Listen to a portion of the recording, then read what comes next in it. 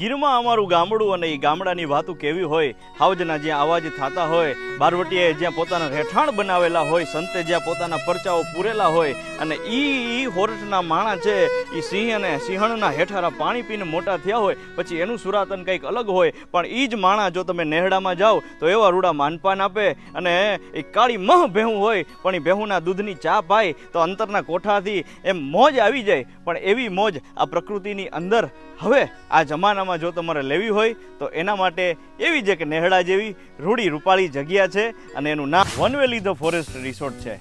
જ્યાં આવશો તો તમને ટેન્ટની સુવિધા મળશે. કોલેજ, પ્રવાસ, કોર્પોરેટ ઓફિસના ફંક્શન બધું જ અહીંયા સારી રીતે થઈ શકે, કારણ કે 13 કરતાં વધારે રૂમો છે. મેં કીધું એમ ટેન્ટ છે, એન્જોયમેન્ટ માટે સ્વિમિંગ પુલ છે, બાળકો માટે પણ અલગ વ્યવસ્થા છે, કિડ્સ પ્લે એરિયા છે, ગાર્ડન છે.